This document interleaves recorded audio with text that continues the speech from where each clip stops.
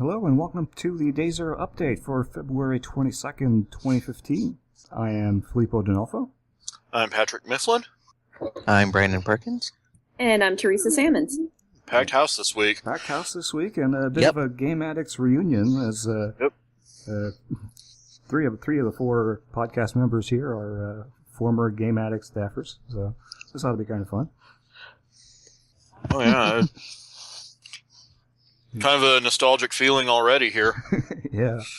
So for those who don't know, Phil, Theresa, and I used to work at an indie gaming website kind of based out of Norway called GameAddicts Network.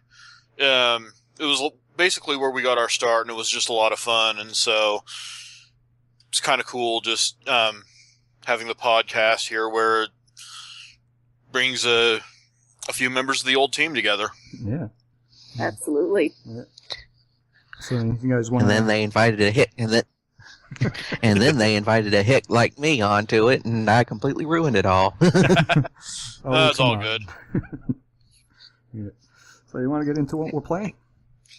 It's sure. Good place to start. I think one thing you're going to be hearing a lot of from us for the next couple weeks is Dead or Alive 5 Last Round. Yeah. Came out back on Tuesday. I think this is the Dead or Alive game that the series has needed from the beginning. Everything about it just feels right. And, I haven't really played a DOA game that seriously since 4, but you can tell just, with Yosuke Hayashi at the helm of Team Ninja, this is a series that should be back to being a big deal in the fighting game community in pretty short order. Yeah, all the elements are there. Let's just hope it gets adopted. Yeah. Apparently there's a side tournament for it at EVO, and a lot of the other smaller events are picking it up, so we'll see how this year treats it. Yeah. I'm still on the Ridge Racers too. I know I haven't uploaded any videos for a week or two, but I'm still working on that, and hopefully I'll have I'll have some videos from the Pro Tour coming up, probably on Tuesday or Wednesday. Yeah. And then there's a game that's already been shown on this podcast, but not really. NHL 15, I've been playing the hell out of the 7th generation version of it, and that's the good one, that's the complete one. And I started a new character on it, and I'm thinking I might actually do something completely crazy and just upload complete videos of the career mode as I play through it. I don't know how long I'll play through it, but the footage that you'll be looking at here is just stuff for me playing through the Memorial Cup on my way to the NHL draft. Okay. And I'm hoping we plug the footage from toward the end of the video, and we got 2.5 hours of footage to work with, by the way. So yeah, you should have enough. Yeah. I just want to show off that slap shot. Yeah. I've really built this character right. I wish they had the skills competition as part of the Live the Life mode when you go to the All-Star game. Yeah. Because I'm pretty sure that my character at this point would be the guy to dethrone Zdeno Chara in his 108.8 mile an hour hardest shot. So, what have you been playing, Phil? Well, Defense Grid 2. What do you think he is? That's true. Yeah. And, he is playing other things, I'm sure. Oh, yeah, and Dead or Alive 5 Last Round. Yes. Yeah, I do have to put Tecmo and Team Ninja on notice for one thing, though. Oh? When you release the game, and it has a matchmaking bug which causes the game to crash, we call that a showstopper, folks. You should not ship with a bug like that. We call it inadequate playtesting. Inadequate playtesting? It takes 45 seconds to reproduce this bug. No. Yeah, they didn't test it. Yeah. So, yeah, I know they'll fix it, but come on, guys. I mean, this is part of the reason that this show has the name that it does. But still. Yeah. You know, we'd rather have a day zero update on a game to prevent these things from happening than to have it get out in the wild and people not being able to play it at its, full capacity. Yeah. So yeah, that's other than that, other than not being able to play online, that's It's probably gonna be our footage for next week as well. Yeah. Just putting that out there. Assuming We've already got about 15 minutes of matches recorded. We would have had a lot more, but something went up with my capture card, and I think my computer was just being overtaxed at the time. Yeah. Yeah, so there was that, and I'm also playing through Transistor a second time, through the New Game Plus mode. Yeah, you've been talking about this quite a bit lately. You're really enjoying that game. Yeah, that game is really good. Yes. Have any of you guys played it? Like, a lot of it? I haven't had that one binge that I know is coming, but with the... I don't have a PS4. You don't need a PS4, really. Oh. Yeah, it's on PC, isn't it? Yeah. It's on PC. It's on Steam. Is it on Xbox One? Because I'd like to give them more money. Let me take a quick look here. No, it's not. Oh. Yeah, I didn't Is it think just so. PS4 and PC then? For now, it looks like. Mm-hmm. And Mac and Linux. I know apparently. it's coming to PlayStation Vita, Yeah. so that's another reason to get a PlayStation TV. Yeah. So there's Yeah. that, yeah, Wait, no, it's- was that Bastion that's going to PlayStation Vita? Because I'm not even seeing anything about a Vita release. I think Bastion's going to PS4. Huh. I thought one of them was... Anyway. Hey, Phil, I have a question about Transistor. Sure. How you liking the soundtrack for it? Oh my god. That soundtrack is just genius. And it not only is it like well Yeah, I gotta composed, say. but what Darren Court Yeah, does it's on- just. You go ahead, Brett. I'm sorry. Go ahead. Thing about having 4 people on the same thing, we're all going to be talking over each other. That's okay. It just makes But for a yeah, lot it of- is definitely one of. It is one of the best soundtracks for a game I've heard in a long time. Yeah. I mean, Yeah. It's not only it's is, good. the composition really good, but the subtle uses of distortion that he does throughout the tracks, it really adds like kind of a subtle layer of tension to the game. That unless if you're playing through headphones, you'll notice it. On TV speakers, it's a little harder to notice, but That's probably why I didn't pick up on it quite as much. yeah. That soundtrack and the vocal tracks with Ashley Barrett are also really good. So, which leads me to Brandon. Cool. I had not heard any of her work. No, yeah. Supergiant put all of the entire soundtrack on their YouTube channel, so you can just go there and listen to the whole thing free of charge. It's like I really like it when companies do that. Brandon, what have you been doing? Well, obviously I've been playing Dragon Age Inquisition. I think I might be on around the final stretch for the main campaign on that one. I'm also playing Remember Me still. Not as much, but I have. And I also the other day I went and went and splurged on the season pass for Life is Strange. I'm starting to notice a theme here. Oh? And what would that theme be? Same developer? Yeah, don't not entertain. Yeah. I gotta admit, the first Life is Strange, of course, we've only got the first episode. It's available right now, and I gotta say, I really liked it. There's obviously it's got a couple of flaws. The old Unreal Engine is obviously starting to show its age, and that's what they used on this one. Although they did combine it with this sort of like painterly aesthetic that could be really striking, but also a little disorienting at first. Yeah. I gotta say, one of the other things, of course, is the lip syncing for the game is a little off when it comes to dialogue, but that's probably because since Don't Not Entertainment is a French company, this was probably originally all done in French. So, and they didn't adjust it. Yeah.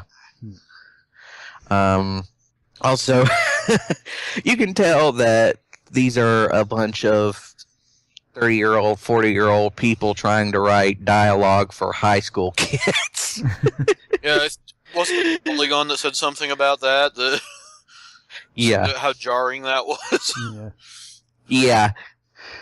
The way that Chloe basically says hella a lot, it's like... I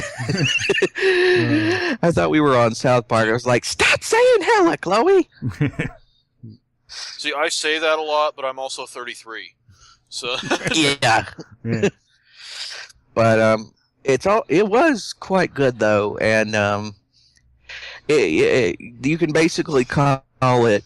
You could, in some ways, almost call it like Dawson's Creek Twilight Zone edition, because it's the basic conceit for the game, is of course is that Max, the character you're playing, discovers that she can like reverse time, and it's also kind of the replay mechanic. Yeah, basically every time you go through as you go through the game, you can basically reverse time, and like if you decide you fucked up something. Yeah, you can decide if you screwed up something, you can go back and do it again, try and do it again, or you can start like another sequence of events. But and they don't really get heavy into that mechanic until, it's still there and it does affect the game, but it's not like the central theme of it till towards the end of the first episode. Before that, it's mostly sort of getting you introduced to the characters and sort of the situations that's going on. It's a rather, it's a cozy little story, kind of like how Persona 4 started out, where it's this sort of little town with these small group of close knit characters and everything, which I kind of like. It was good. Also,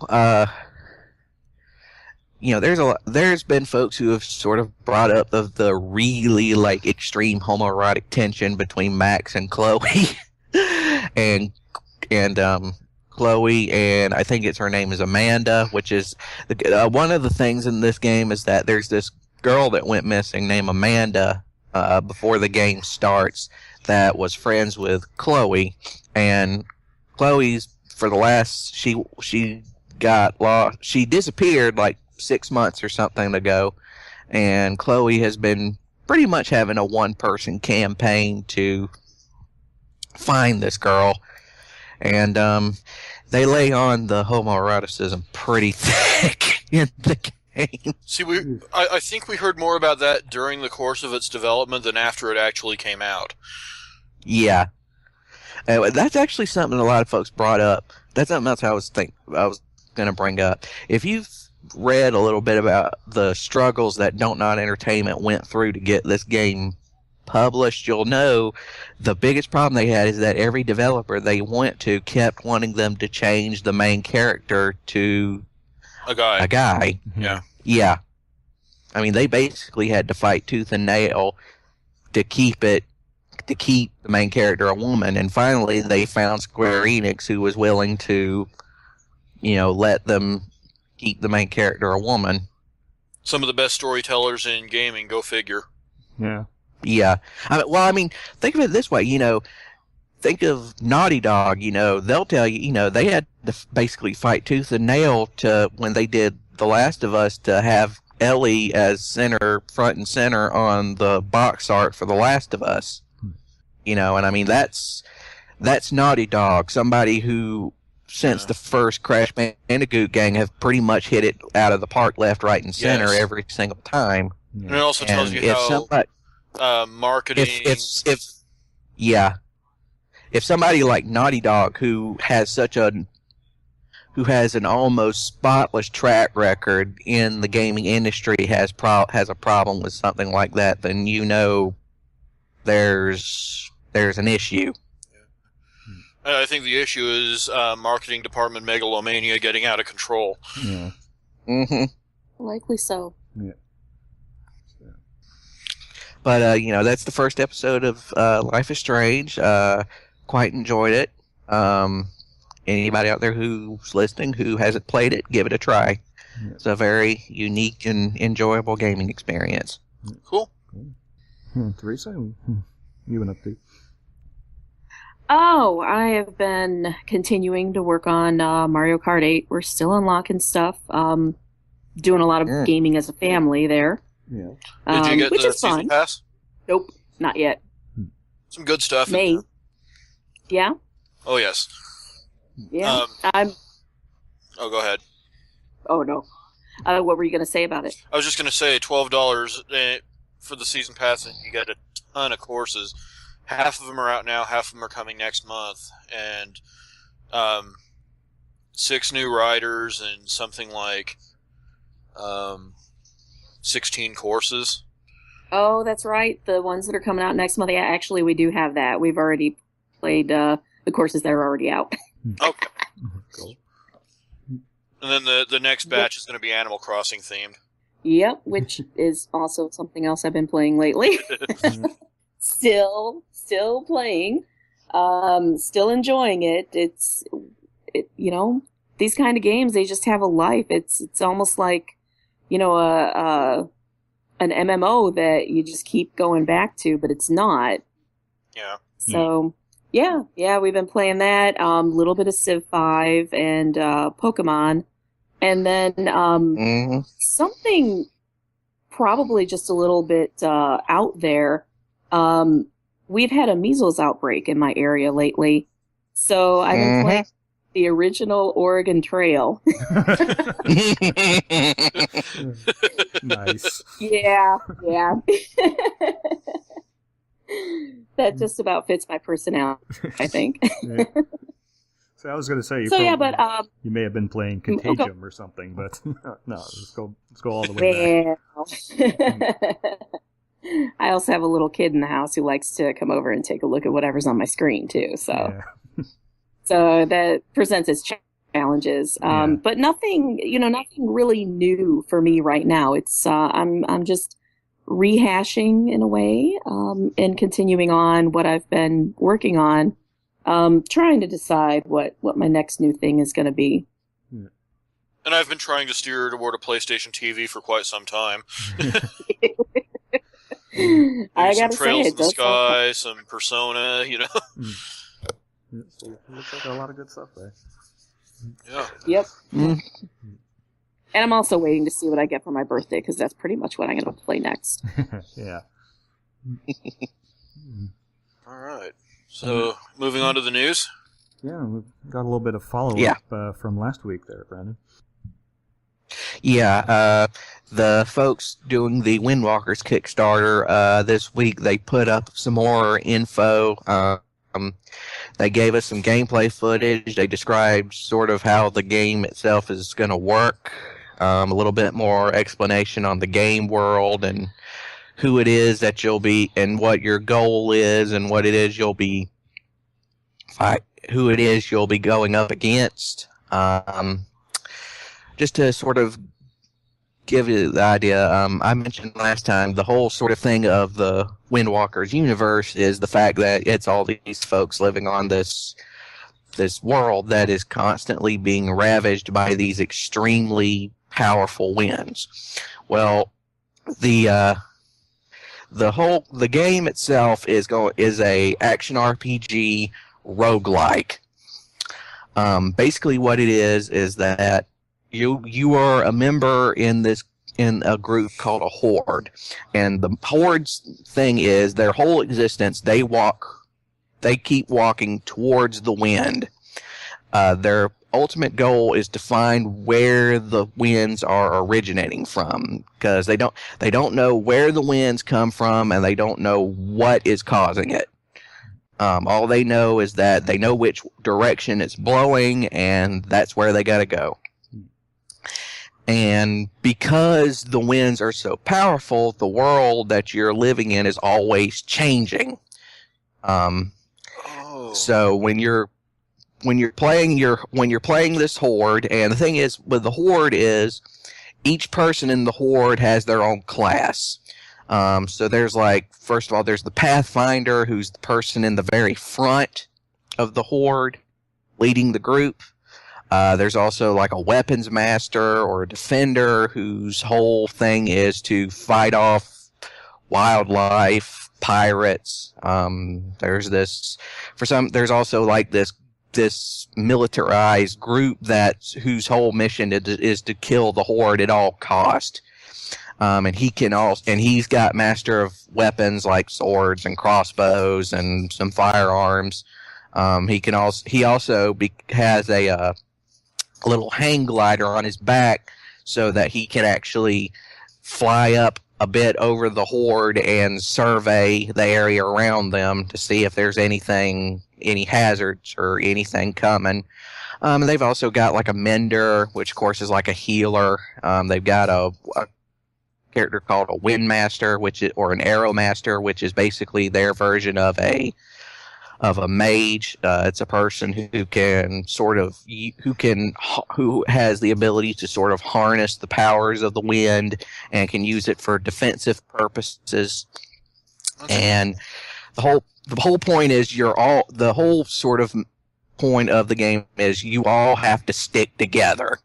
You know, if you all branch out and go out individually, you're pretty much going to get killed. Yeah. You know, you got to stick together really close, and they call it the ship, which is it's all of the members of the horde packed tightly together in a formation. When the wind is at its strongest, it sort of acts as they said. It's almost sort of rhythmic in the way that it works. You know, you've all got to stick together and weather the wind and all the hazards that it's blowing towards you. Because, you know, as Ron White once said, it's not that the wind is blowing, it's what the wind is blowing. Yeah. And, you know, you'll get trees and rocks and all types of debris. All manner of And then crap. when the wind dies down, dies down and is at its weakest, then you can go off and explore and find, you know, materials that you need. You can, you know, fight off against, you know, wildlife, pirates, etc. to get, you know, experience points and stuff. Now, the thing is, like I said, it's a roguelike. And what that means is you're pretty much not gonna get there the first time around. Like every roguelike, you know, you're going to die, but then you come back a bit stronger. Yeah. And you try and get a little bit further the last horde got. And of course, since the wind of this world is so powerful, that also means the terrain and everything changes too. Yeah. So, you know, that's sort of the folks who have read the source novel, which I'll get to in a second. They say this actually goes along pretty well thematically with the source of the book, because the whole sort of thing with the book is that there's all these hordes that have gone. By the time of the book, it's like part of the 34th horde. The game itself is like a sort of like takes place as is kind of like a prequel, and it's basically like it's all the hordes that went before. And you know the last horde may not have succeeded, but you know a bit more and you're a little stronger. It's very interesting, I gotta say. Just the whole, you know, as the world that they've created and the art style.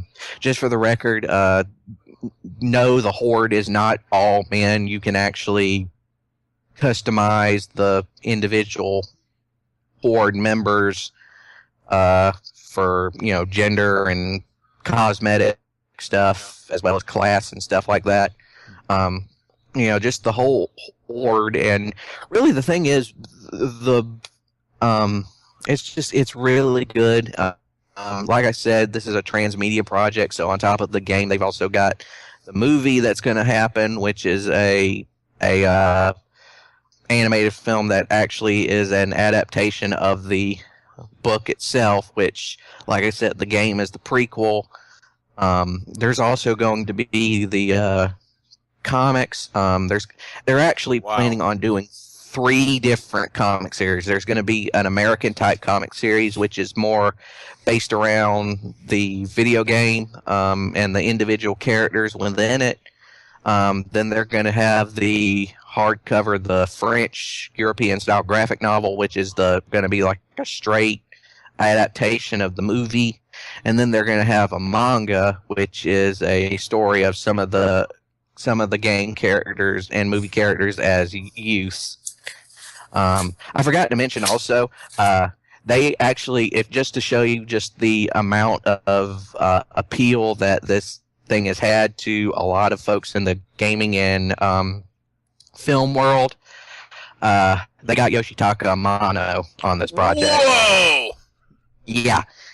He's actually one of the art people on it. If you go on the Kickstarter page, they got some of his concept art for the game on there.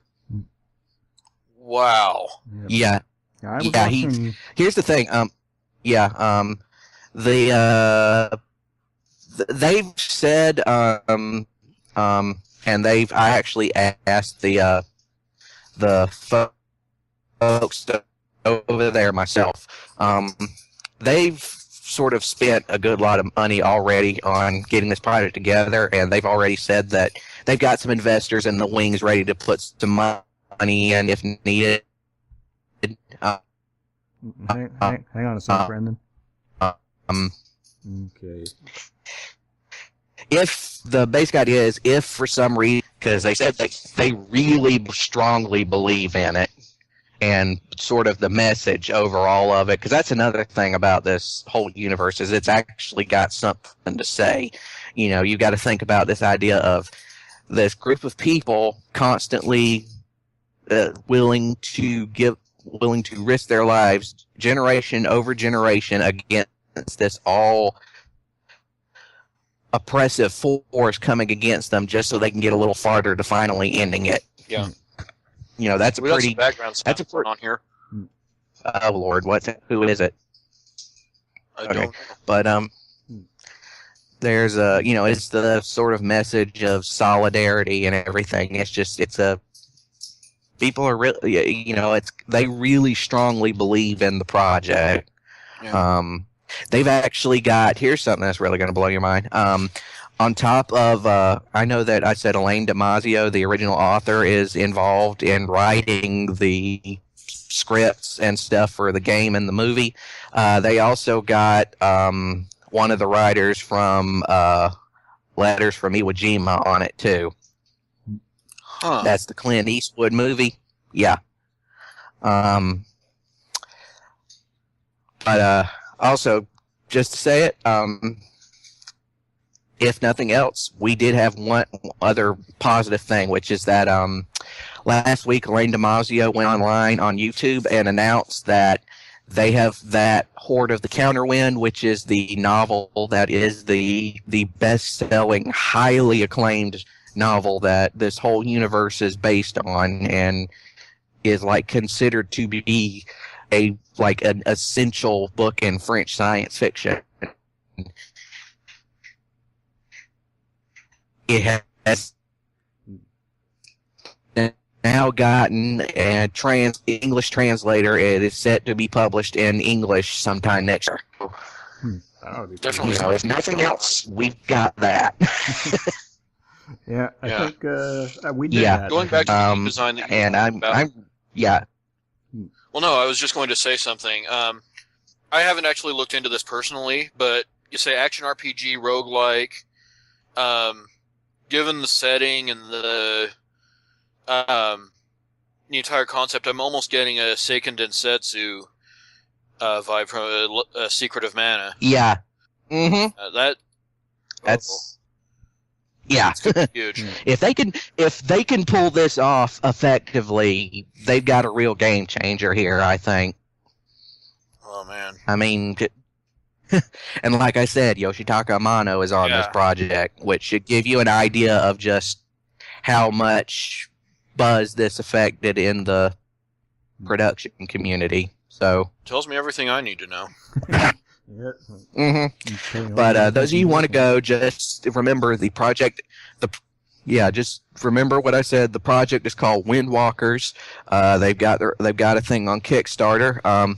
Also, the company behind it is Forge Animation. You can go on their website, which is forge-animation.net. It's in French and in English, and you'll be able to see,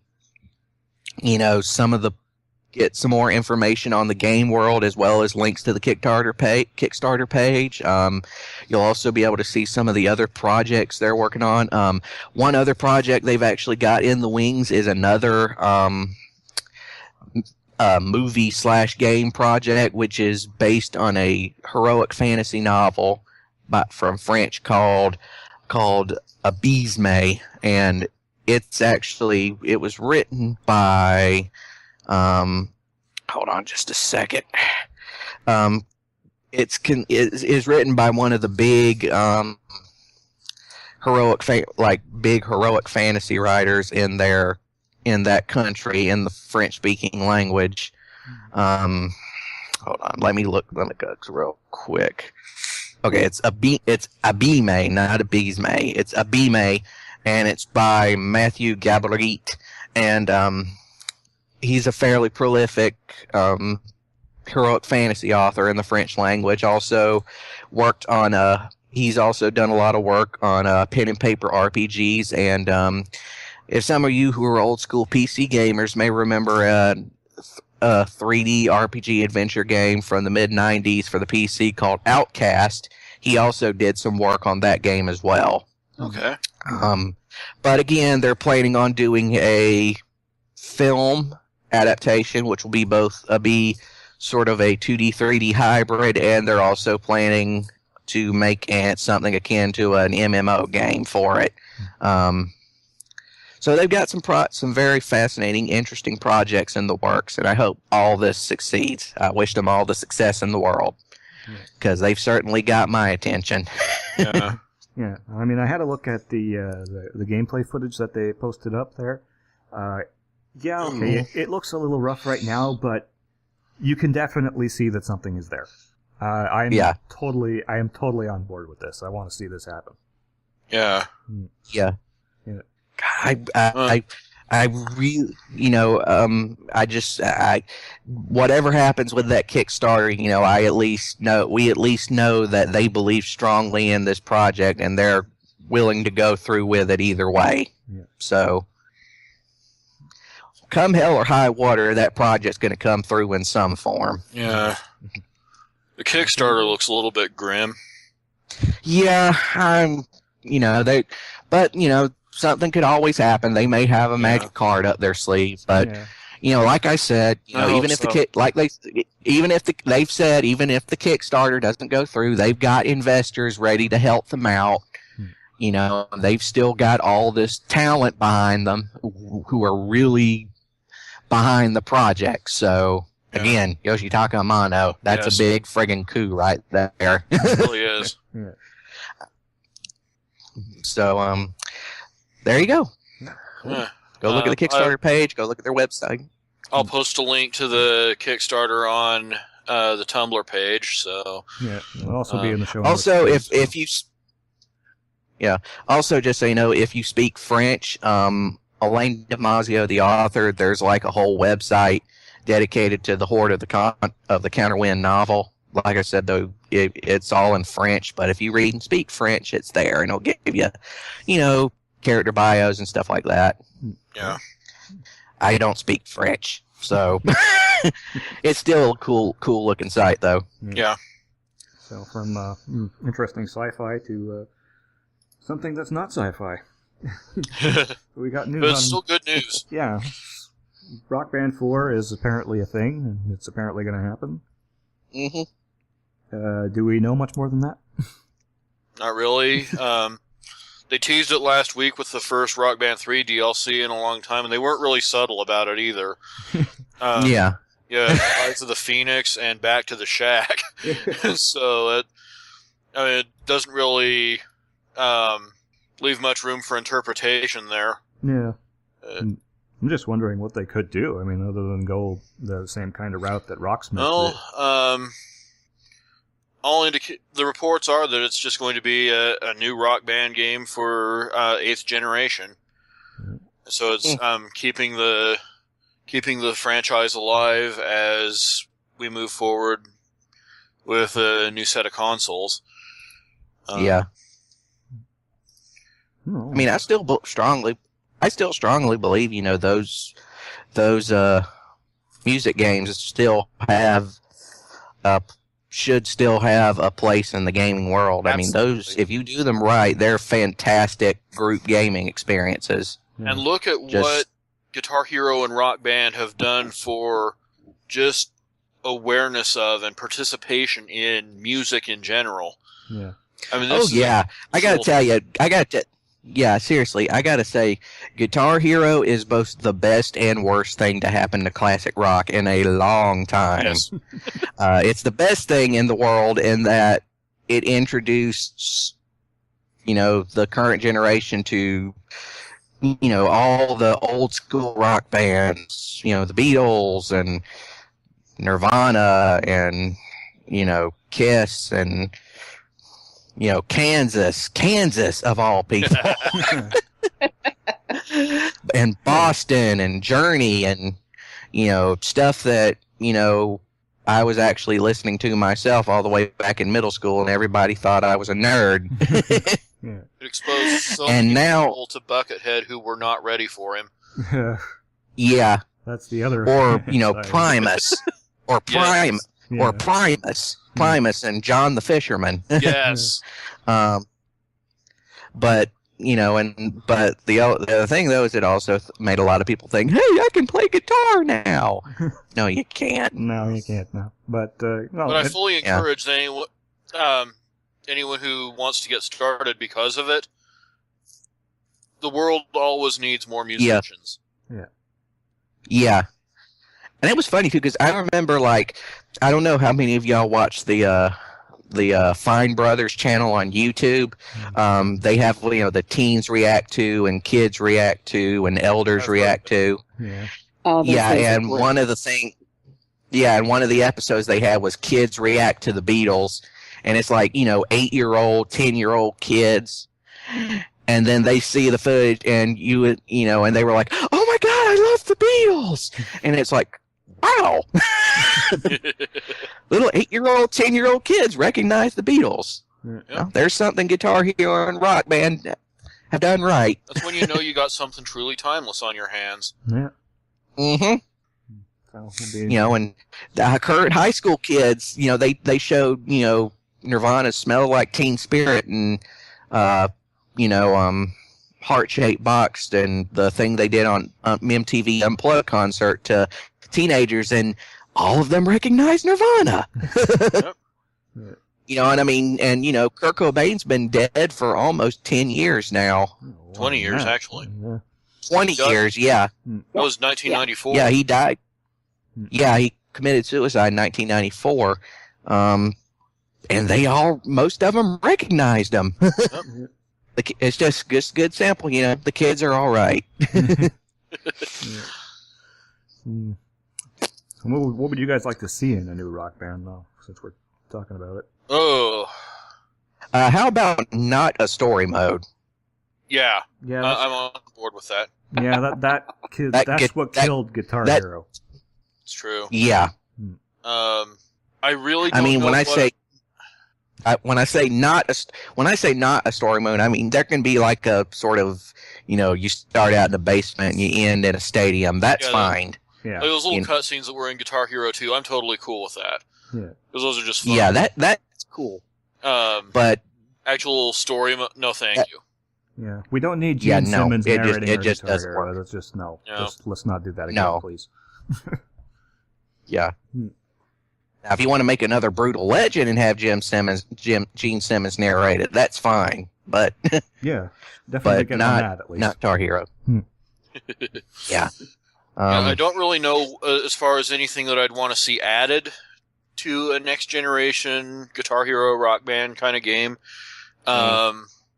But I can think of a few more bands I'd like to see on there. Well, those are kind of, you never know what you're going to find in the set list, of course. But as far as features go, I think you've got a pretty rock solid concept from the start. Mm-hmm. Like I said, maybe more instruments, but I'm not even sure what you could do that you would get mileage for out of a lot of songs. I think part of the reason that the genre kind of plateaued a few years ago is just because they got it to an optimal point right then, and there wasn't really anywhere else to go. So, I think it's going to move into this part now.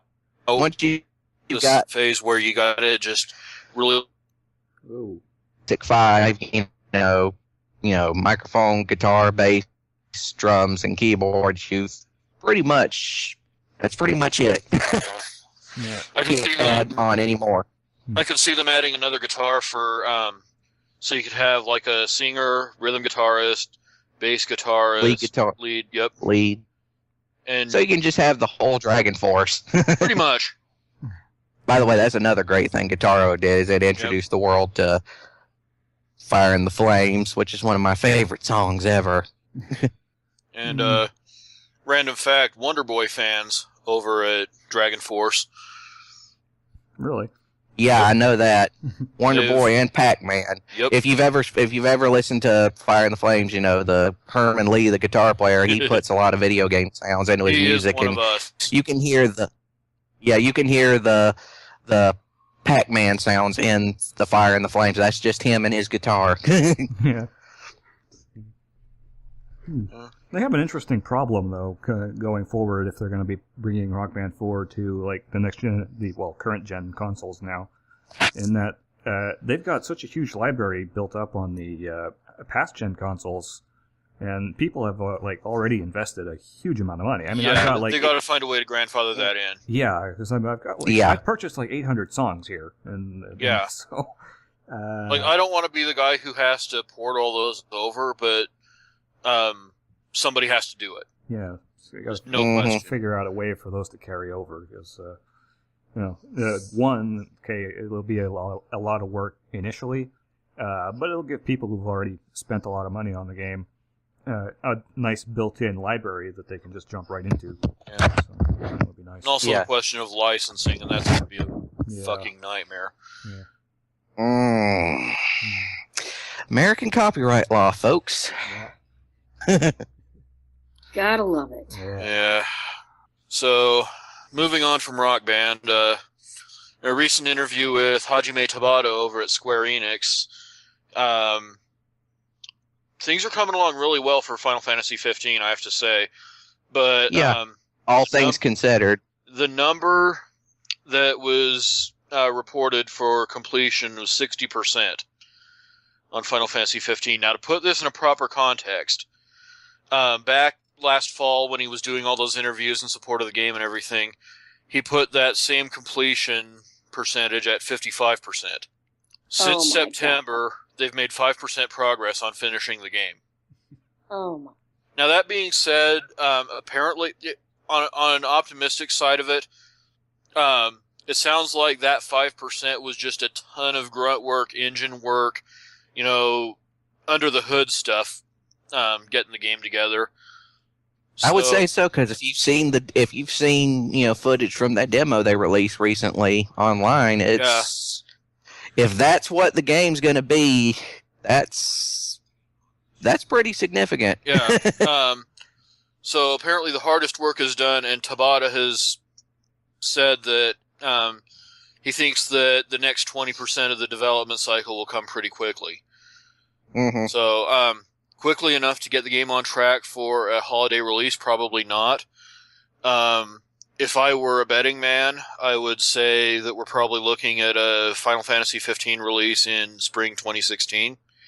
But, there was like a 45 minute demo. And it looked gorgeous. It's not... For me personally, it's not exactly what I want to see a Final Fantasy game look like, but I would love to see these guys do a Phantasy Star Online game. Yeah. Just putting that out there. Or some other game of that nature, because they clearly have a talent for it. Mm-hmm. Yeah. For me personally, I think Final Fantasy 15 may not be a smashing success as a Final Fantasy game, but I'm probably still going to enjoy it. Yeah. If I tell myself to forget that it's called Final Fantasy. Yeah, it's much more action oriented than most of the other Final Fantasy games, but you got to give it this much: it's not walking down a corridor half the game. Yeah. It's true. I was about to say we don't know that for a fact yet, but they've been pretty upfront about not wanting to do that again. So yeah. So that in itself would be a step in the right direction. I still don't like that. It seems to be consistent with this whole idea of everything must become an action RPG. But to put it in the proper context, this is kind of them salvaging a relic from the previous era at Square Enix. It was already well along in development when the new head of the company, Yosuke Matsuda, took over. And he wants to take things in a more traditional JRPG direction, but while not stepping on toes of people who have been working on the Final Fantasy 15 project, and I respect that. Yeah. And so I would say for those who love their JRPGs in the sense, in the way they were when the genre got started, and for those boom years in the 90s, I would say stay tuned, because I'm pretty sure Final Fantasy 16 is going to be very much in that vein. Yeah, that's what I'm going to do. I think I'm probably going to pass on 15, because from what I've seen, it looks solid enough, but nothing in that game, as far as settings wise, interests me in the least. It just it doesn't click with me, and very few of the Final Fantasy games in the past have. Yeah. Well, we'll see if they go back to. I think once you got to 10, there were just so many radical changes in the series that it kind of lost an identity. Yeah. We'll wait and see if 16 is any better. You never know. You never know. The end product may turn out to be a game changer. You never know. Yeah. You know. Well, I'm going to try and be optimistic. Yeah. I'll be picking it up. I'll be playing it. I'm just not expecting it to land on my all-time favorite games lists or whatever. Yeah. I mean, I'll give it a rental, but here retail games are $70. So if I'm going to drop $70 on a game, I really got to be sure I like it. That's true. Yeah.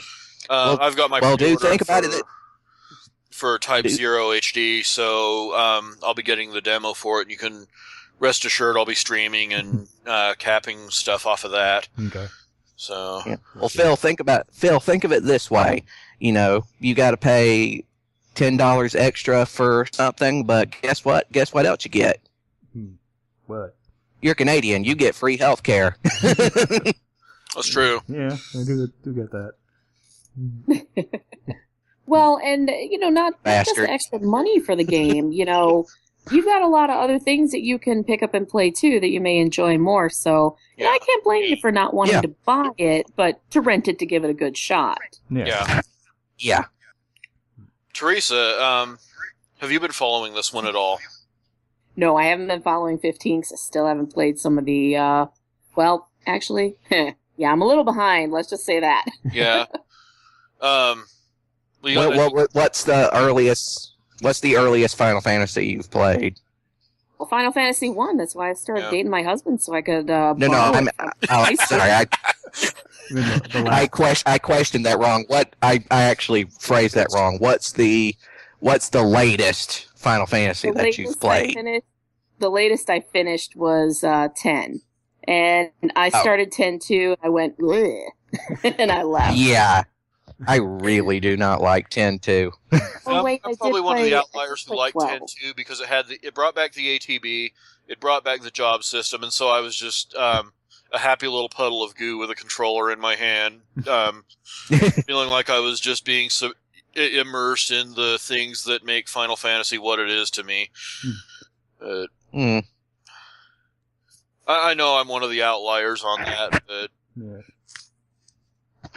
plus there was something almost Sega-like in the presentation, and I'm a sucker for anything that even smacks of Sega, as I kind of proved last week. Just a little bit. Yeah. All right, so it looks like Kotaku and Polygon, there's some questions that need to be asked about Sony handhelds. Well, the PlayStation Vita turned 3 this month, or next month.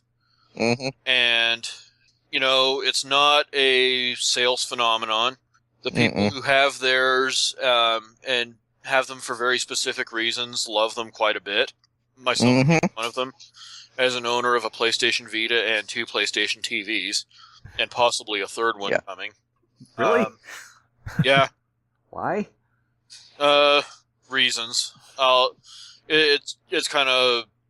It takes some explaining, but anyway, so Kotaku and Polygon took the opportunity to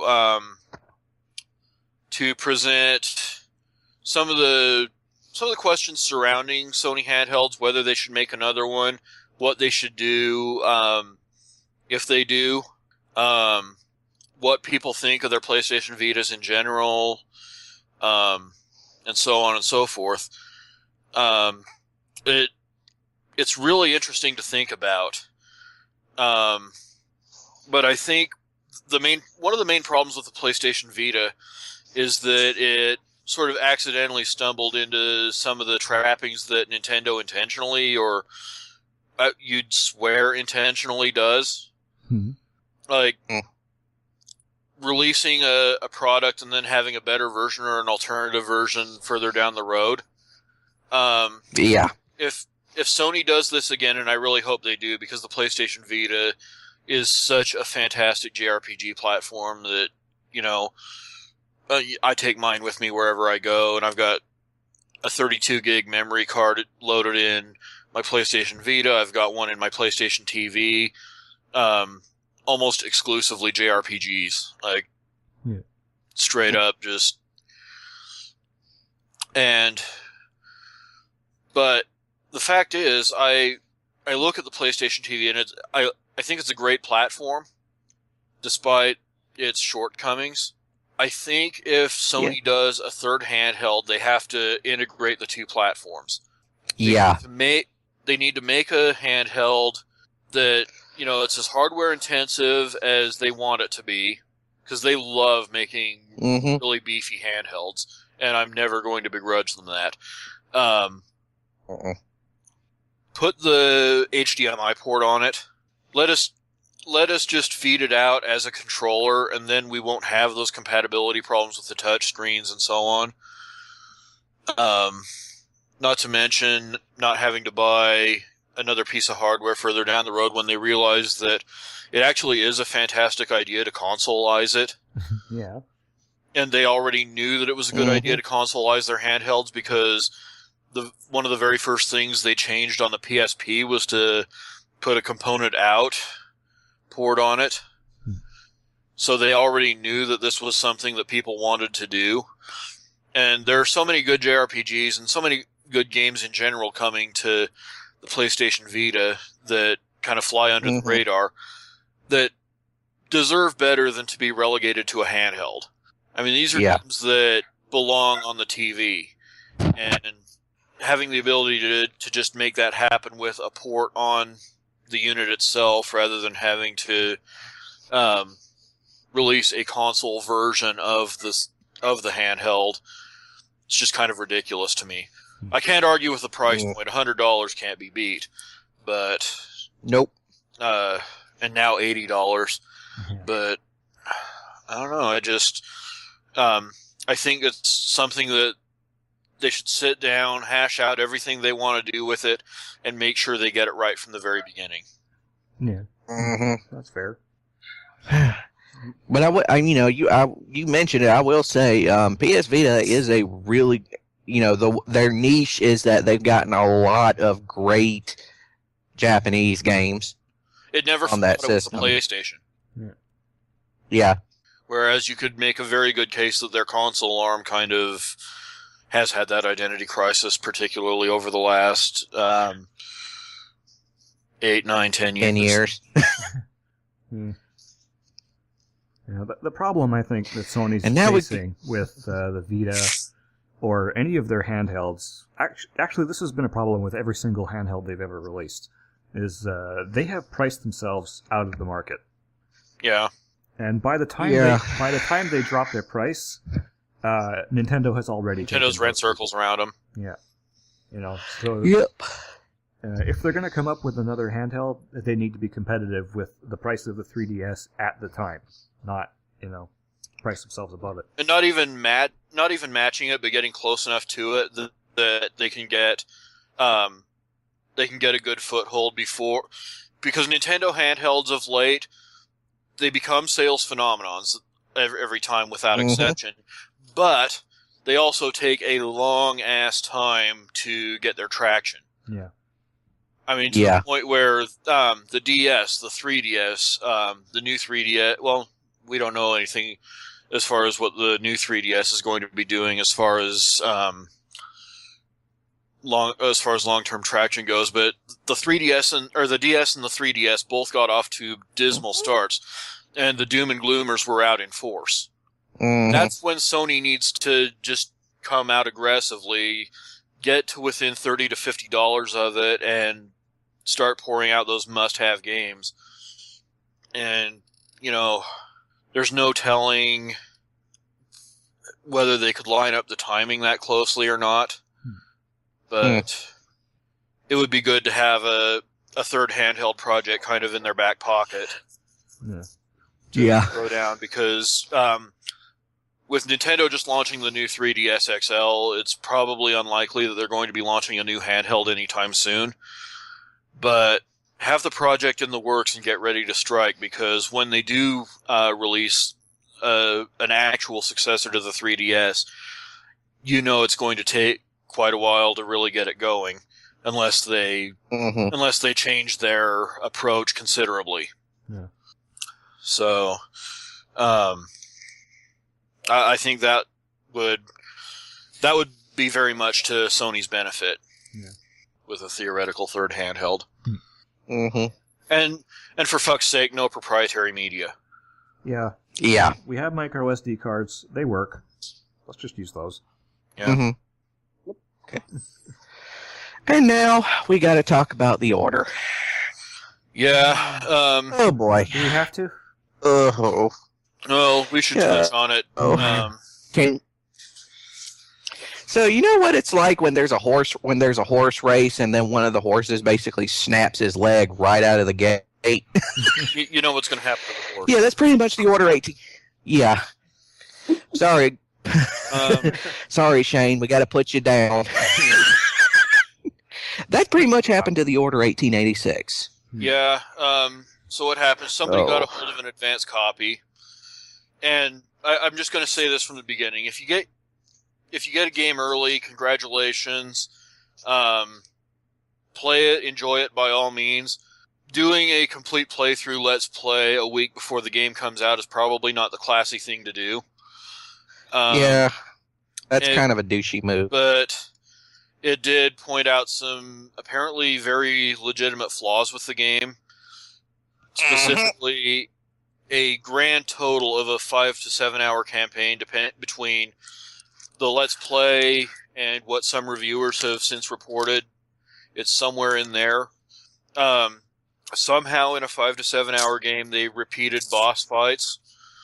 I don't even know how you do that with a game that has been given the delays that the Order has. Yeah.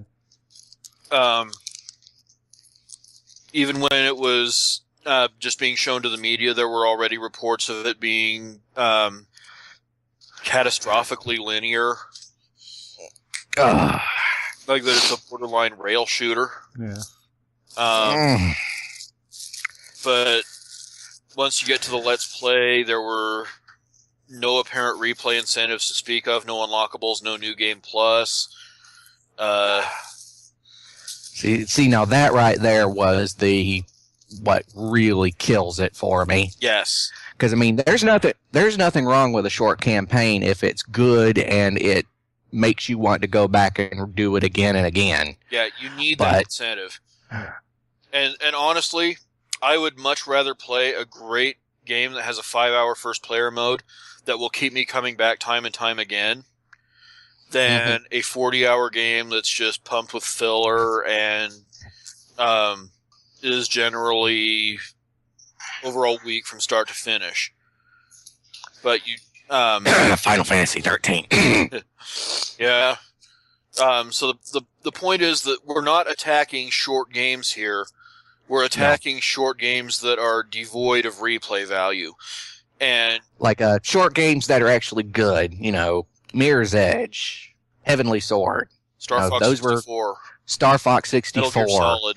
Metal Gear Solid. Short games, but a lot of fun. Yes. And actually had a lot going for it. And in Mirror's Edge case, they actually kind of a game changer, actually. But and then the reviews started coming out, and they've been pretty much consistent with what we learned from the Let's Play. Sony, for their part, took out a copyright complaint or something. They got rid of the Let's Play, but the damage had already been done, and I think it pretty well torpedoed the launch of the game. Probably with good reason, but again, I would say if you get a store to break street, or if you somehow just happen to come into an advanced copy of the game, leaking a Let's Play as the first thing you do really isn't the classy option. Yeah. I'm pretty sure this guy is never going to get another advanced copy from Sony. Well, not from Sony. Yeah. We don't know exactly how he got it, but that's I mean that's on the list. Just, at least but I will say, with all its problems, I will say the Order 1886 did have an interesting universe and an interesting scenario. That and this is I would have liked to have seen it explored further, but and you hate I don't care, I hate seeing a new IP that gets shot down like that, because we all need a little innovation in the game industry, but God, the execution was just shoddy at best. Yeah. What did they do with all those delays that Sony gave them? Really probably updated the graphics. Yeah. Because I honestly think this game is mostly just graphics. Yeah. I mean, they wrote a universe where Nikola Tesla is your weapons geek, and apparently they completely squandered that. Yeah. They could have done some really cool shit with that, and didn't happen. Yeah. Well, I mean, this will be one that I probably end up renting because, again, I'm not spending $70 for a 5 to 7 hour campaign. No, I wouldn't spend $60. I wouldn't spend $40 on a 5-hour game. Just and you'll rent it and you'll probably platinum it. Yeah. From the sound of it. This is a perfect game for PlayStation Now. It really is. They could use that to. If they wanted to turn this into a positive, they could use that as a front and center game for PlayStation Now, and they'd probably have a flagship there. Yeah. Instead, they put it in a box and sell it for $60 to $70. No. Yeah. No thanks. You have any thoughts on this, Theresa? That's insane. I cannot even believe. Yeah, I have thoughts on. Like I could actually feel the pressure bubbling up as we were talking, and I was. No, go ahead. What thinking? Excuse me, folks. I need to go and lock myself in my bomb shelter for a second. It's like I don't know. It just seems like another in the long line of just screwing over gamers lately, releasing buggy things. Just yeah. I have thoughts. to frame this correctly, we're talking $12 to $14 an hour. Yeah. Of gaming. Yeah, that's sad. If you're going to spend that much, you're going to go out somewhere like Dave and Buster's and get some alcohol with your game. Yeah. Yeah. You'll be at the bottom of the bottle by the time you realize that you spent $60 to $70 on this. Just enough of the depressing stuff. I gotta say though, I gotta ask, is this maybe just a symptom of a trend in the AAA gaming where the AAA publisher developers are trying too hard to emulate Hollywood movies and sacrificing gameplay in the process? I think this would have been entirely consistent with Sony First Party's approach to things circa 2004. Yeah. Because I got to be honest. I would say it's a really cynical development approach, but I can't say that you're wrong either. Yeah, I really do think that there is this trend to try and emulate Hollywood movies too much, and I think it does a disservice to AAA gaming in general. Which is part of the reason I say AAA will eat itself. Yeah. Well, yeah, eventually. Yeah. I don't understand. At least AAA push it forward even faster than I expected it to. Yeah. At least AAA gaming as we know it. Yeah. I don't even understand why you would, in a video game where everybody who's going to be playing this game is using a 16:9 TV, you would force the aspect ratio to 2:35 to 1. That's CinemaScope, folks. Mm-hmm. Why? And I'll tell you why. Less pixels. Yeah. Mm-hmm. And really, the why on anything like that, aspect ratio, it should be coming down to what do the game.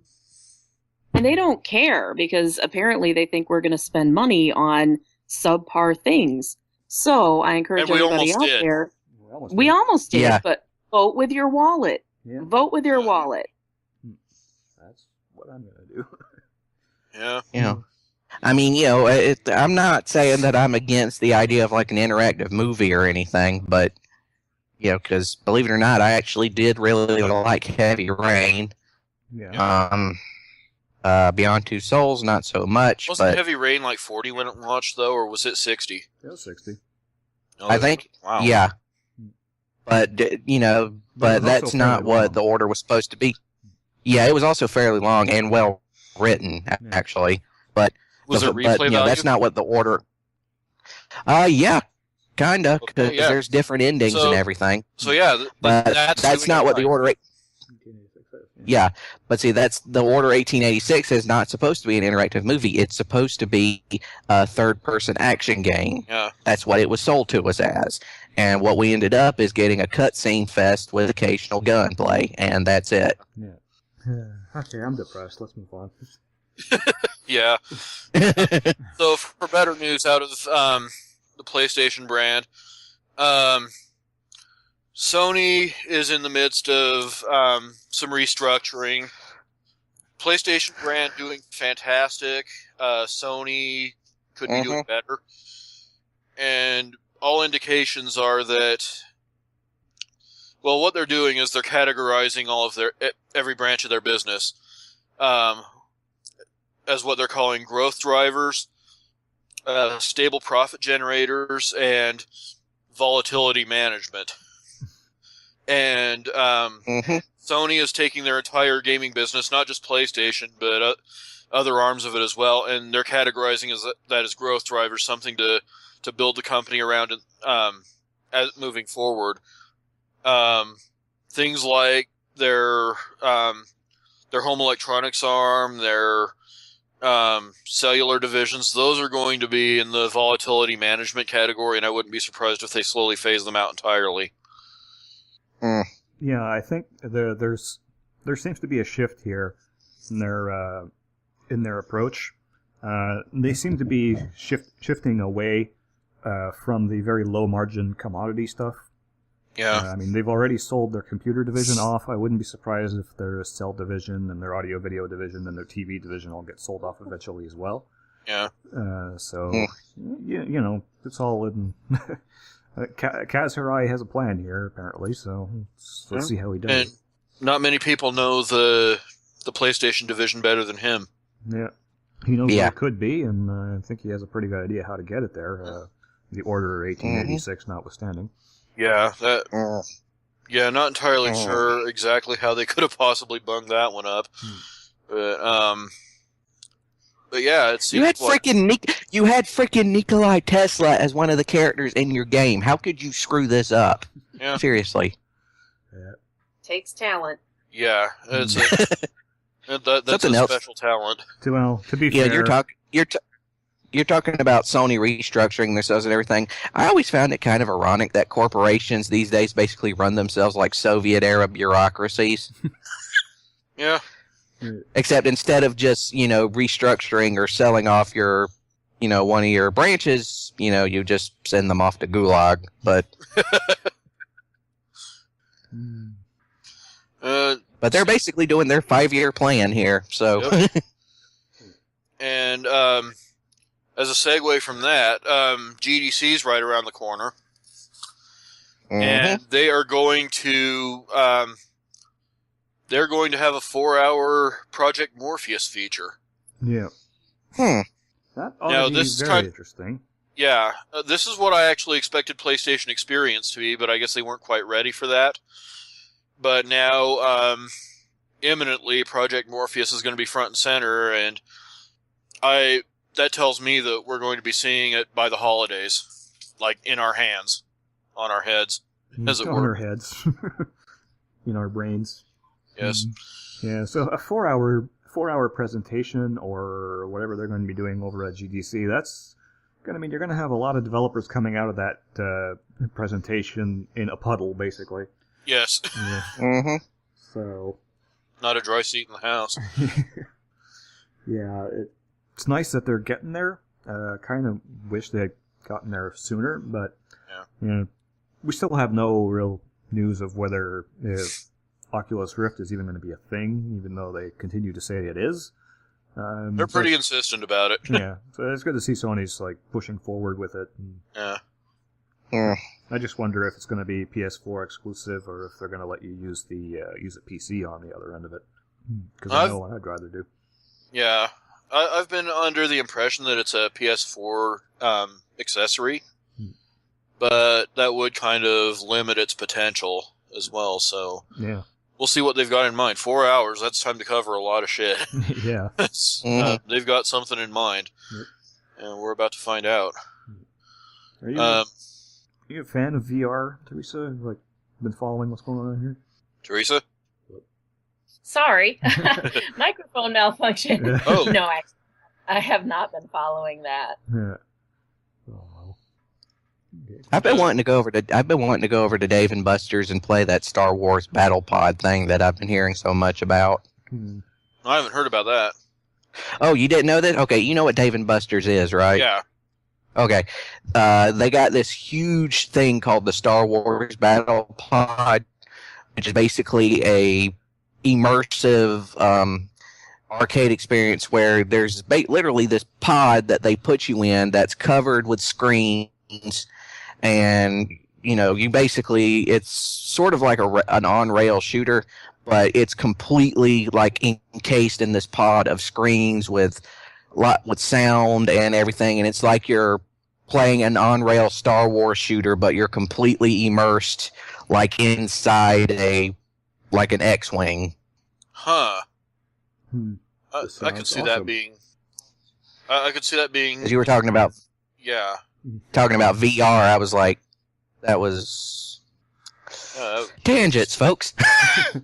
Well, it's not that far of a tangent because I could definitely see VR headsets being applied to arcades. Or and that, the other way around. Well, I mean, Dave and Buster's. You could see the VR headset being a way to port this stuff to console. Yeah. Another way too. Dave and Buster's back in the day, they used to have VR games in the arcades. Yep. Stuff to follow. maybe we'll hear more about it at E3. Yep. That's a segue to our next topic. Phil Spencer already excited to get talking about E3. He says the planning is going very well. Always good when people are getting excited this early. Yeah, although this is not really new for Microsoft. Usually they start planning their E3 in like January. So they've been at this for almost a couple of months now. But it's not so much that they're planning it; they're talking about it already. Yeah, usually they stay a little quiet. So, but this is going to be pretty cool E3 regardless. We're in our second software year, so we should start seeing some really cool stuff coming out. That's when everything starts to take shape. Battletoads. Yep. Yeah, Battletoads. Battletoads. Yeah. God, I never thought I'd hear from them again. Well, he did wear that shirt during the Windows 10 event. Probably one of the best bits of foreshadowing ever. He also made that promise last year that JRPGs were on the way. Yeah. Which would be huge for the Xbox One, because anytime there's a piece of JRPG news coming down the pipe, lately it's been either 3DS or PlayStation 4. The Xbox 360, it had two of my favorite JRPGs of the last generation on the system. Lost Odyssey and Blue Dragon. Yeah, both of which I two games I really enjoyed. Yeah. Yeah, and it's a shame that they didn't sell. Yeah. But, which is probably going to be the case for JRPGs on the Xbox One. Unfortunately. Yeah. I mean, they'll have an audience over here, but in Japan, the Xbox One's not doing so good, so... Yeah, it's a non-starter in Japan. Yeah. In fact, from the sound of things, it almost seems like they're getting ready to fold up their Japanese operations, at least last time we heard anything about it. Which makes me wonder how developer relations would even work for Microsoft Game Studios, but it seems like it is working, and so I'll take it. Yeah.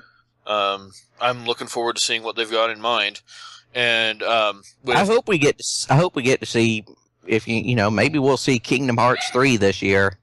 That's pretty much a given. I mean, it's already confirmed for both PS4 and Xbox One. If I remember correctly. It's pretty far along in development from what I understand, and it's got Tetsuya Nomura's undivided attention since he was taken off the Final Fantasy 15 project. Yeah. So, I would be surprised if we didn't see Kingdom Hearts 3 at length at E3. And another thing Phil Spencer touched on was just that with E3 being later than usual this year, and Gamescom being in the first week of August, it's almost going to be like we have one big show just throughout the summer, a whole party centered on just what we're going to be playing for the next year and a half. I love it. Yeah. Let's hope Microsoft starts, doing things like, putting their E3 demos up on Xbox Live to download. Like, we don't care if they break or not. Let's just put them out there. So. Well, they did that one. They did Fuck that the one servers. year. It didn't go so well, but they did. Yeah. It was like the first year where test drive. They need to bolster it up, and only 1 year. Yes. Yeah.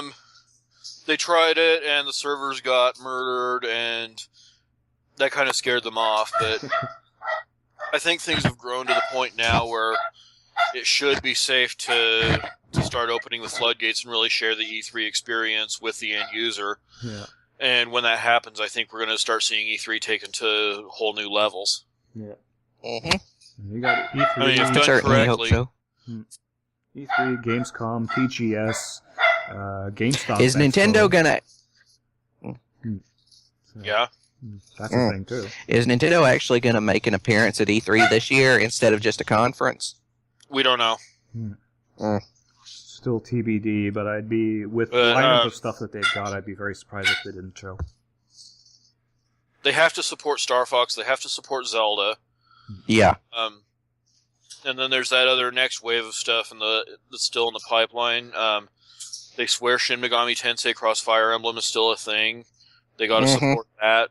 Hopefully show a lot more of it because there's otherwise probably not going to be a whole lot to talk about after Zelda. There's that new Fire Emblem. They said that, didn't Miyamoto say that he was expecting Star Fox to come out before Legend of Zelda? He guaranteed that we'd be playing it before Zelda. Yeah. So, that I would not be surprised if it comes out maybe sometime this autumn. Yeah. Yeah, I would probably label it for an August or September release. Yeah. And all I got to say is they better have Crystal in there, because if they don't, there will be riots in the streets. I can guarantee you that. Yeah. What happened was at the Game Awards, Aonuma and Miyamoto did this whole thing where they were showing off The Legend of Zelda, and they said, people will be playing this by the end of 2015. Yeah. And then Aonuma asked how Star Fox was coming along, and Miyamoto said, well, people are going to be playing that before they're playing Zelda. And then after that, Aonuma said, and that's cool, and people are going to be playing Majora's Mask 3D before they're playing Star Fox, which has already come down now. Yeah. Yeah. So that frames things pretty specifically. And there's a new Fire Emblem coming to 3DS, too. They got to support that. Yeah, Fire Emblem Myth. Yes, I cannot wait for that. Yeah, that game looks so really good. incredible. Yeah. Don't forget, that's not the only game that Intelligent Systems is bringing, too. They've also got Codename Steam. Yeah, is that what it is? Is that what it's called? E3? Yeah, probably. It's Steam. Yeah. So they won't need to support that at E3, though. Yeah. That's what I'm saying. God, that game looks crazy. And Abraham Lincoln in a giant mecha. Yeah. That's all I got to say. Just because you can. Fire Emblem characters just randomly. Yeah. I actually did not know this, but Intelligent Systems, on top of the game design, they're also like one of Nintendo's big hardware development tool people. Like if you're doing like a contract with Nintendo to do a game for one of their systems, Intelligent Systems are the people who provide the Nintendo-centric development tools for those developers. Like, I know, like, if you go on their Wikipedia page, they've got one of the I think it's a DS emulator that they give to developers making DS games, or made DS games. So I actually did not know that until recently. That's cool. And speaking of stuff that's coming to Nintendo platforms, Rhodia the Sky Soldier. Oh, yeah. Yuji Naka project that kind of got lost in the ether a few years ago. Coming to Wii U this year now. Looks a lot like Nights into Dreams. Yep. I cannot wait to get my hands on this game. It's Yuji Naka doing what he does, and that always makes gaming that much better. Yeah. When he's on, he's on.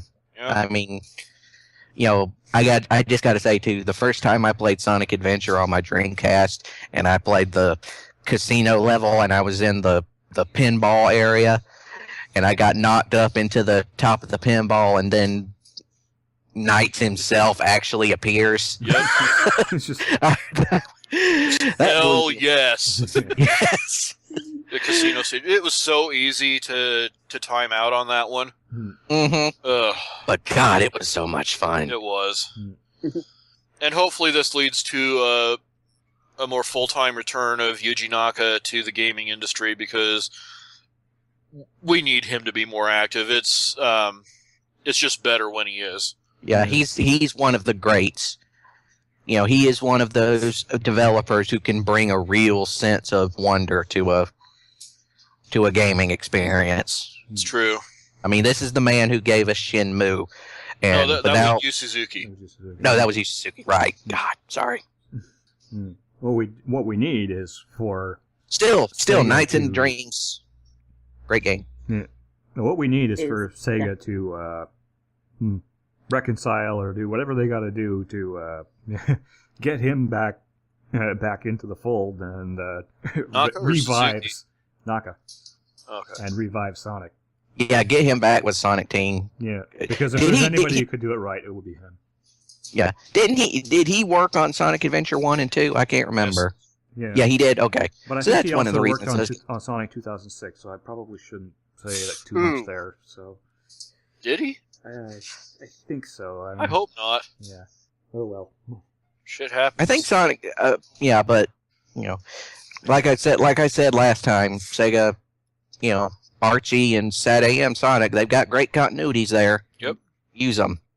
Yeah, if they need to, You've pretty much got a guaranteed million seller right there. Yeah, I'd buy it. Yeah, you've got a pre-made franchise right there.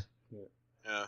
So, continuing the theme of mood whiplash on this week's episode, sticking with Nintendo though. Lord.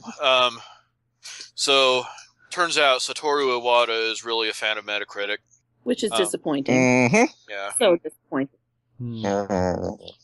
I mean, it's okay to understand the fact that review scores inform a lot of sales figures and to acknowledge that, but yeah, Iwata, it seems really hung up about it.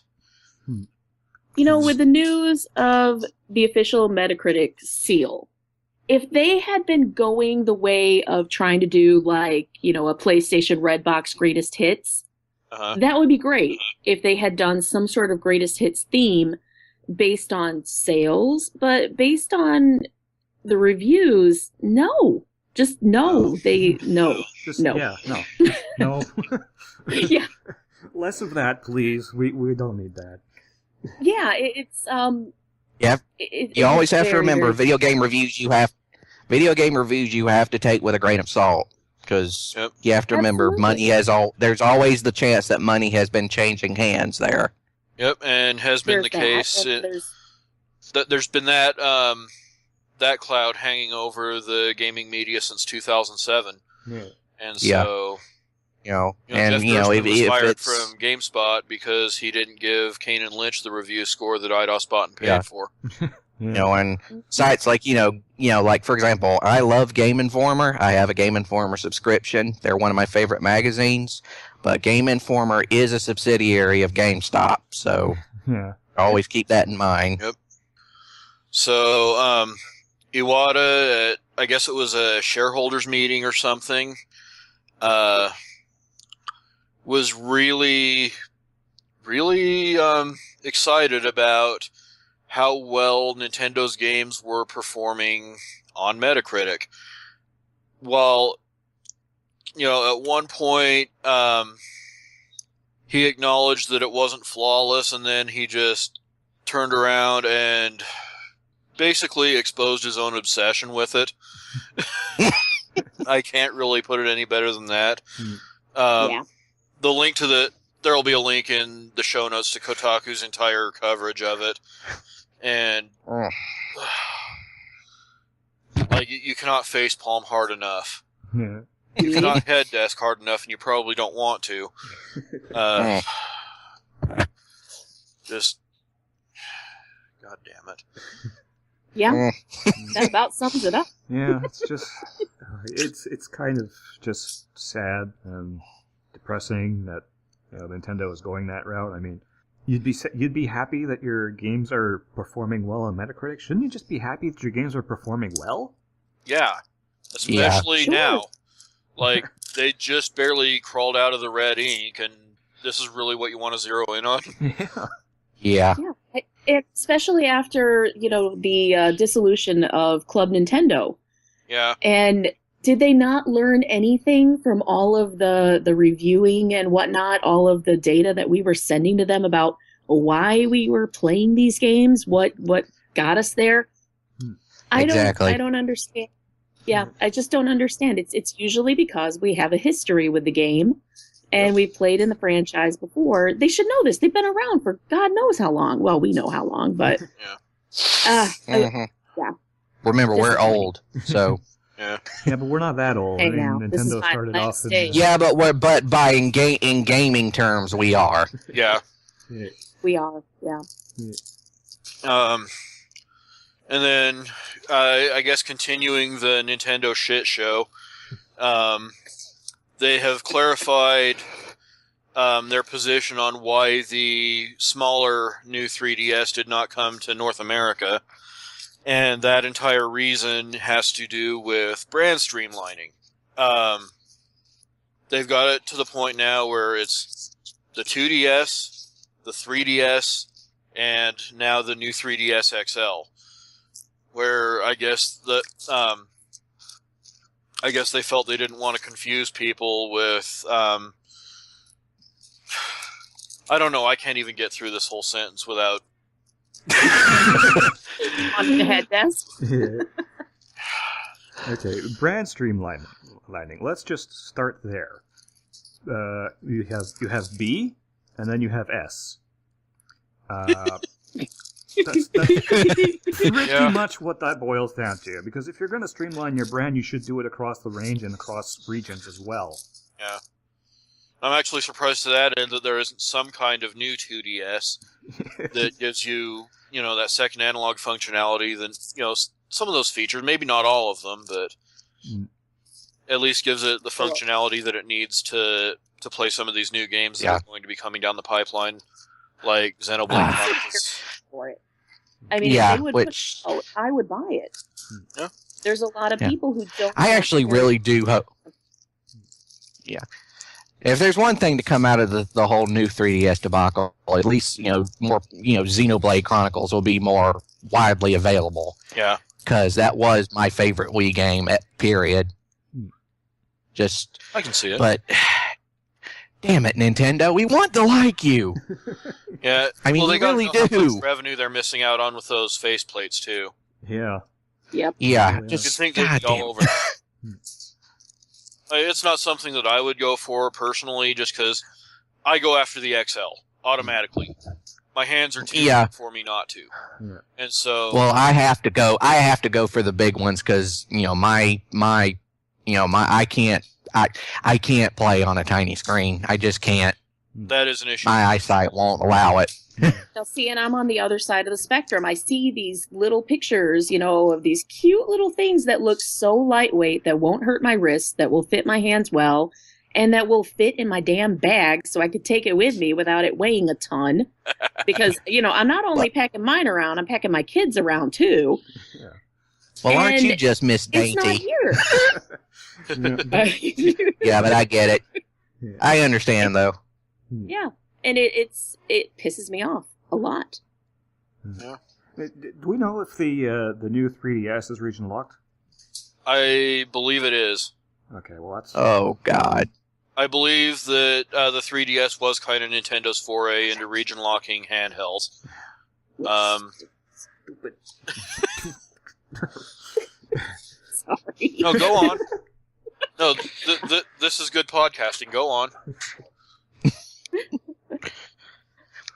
Well, we'll see.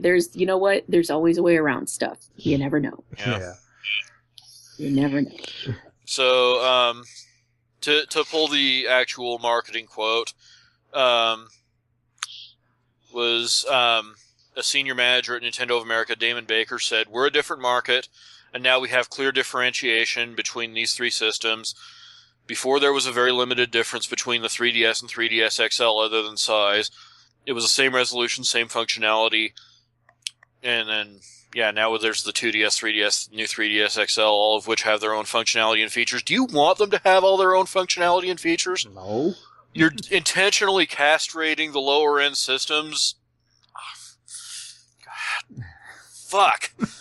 Well, this has been a part. This kind of reminds me of something. I mean, this has always been sort of part of, Nintendo's business model is tacking on all these extra accessories to whatever their main consoles are at any given time. I mean, when the NES came out, I can't even count how many different accessories go along with that. I mean, you had the zapper. Yeah. Yeah, I mean, you had the zapper, you had the power glove, you had Rob, you had just all this crap, needless crap that really no one needed. Am I the only one here Except maybe who the had zapper. U-Force? That did what? Probably. It was this sort of IR field that motion detected into about a 1 foot cubic area. And I saw that on Angry Video Game Nerd. yeah, I've used I one of actually those. had one of those. Oh, and I forgot the track and field pad too. Yep. Oh, That also was a thing. let's keep forgetting it. Yeah. Yeah, but like you're saying though, Brandon, these are all ancillary accessories. What we've got here is 3 disparate systems with different capabilities that may or may not run the same games. That's 2 of which are about to become more and more outdated every month. yeah. So it's not like back then we didn't have the NES. Well, we ended up with the NES 2 eventually, but that was just shrinking down. It didn't play different games. So yeah, right. It's I don't know. I think they're a little misguided in this case. I think they're going to be forced to bring the new 3DS over by the end of the year. Yeah, I would be very surprised if that doesn't happen. As the new 3DS exclusive software lineup grows and grows, and the list of people who can't play the XL system, is also not going to change. Yeah, I don't see any recourse for Nintendo there. Yeah. That being said, I would totally welcome a 3DS player for the Wii U. Yeah, I would too. Yeah, that would be awesome. That would be hands down awesome. Yeah. That would be, that you would pretty much be giving, you would be giving mothers everywhere great relief. Well, giving them a reason to tell their kids to go to their room and leave me alone so I could play on the big screen. Mm-hmm. Yeah. Plus, it also solves the problem of console Pokemon. Yeah. Yeah. Yeah. Just get a 3DS player, plug, X and Y in there, or Ruby and Sapphire, and go to town. Yeah. Yeah. And they look good enough that I think they could hold up on a TV. Maybe need some anti-aliasing going on, but that shouldn't be an issue. Yeah. We use more than powerful enough to at least do that.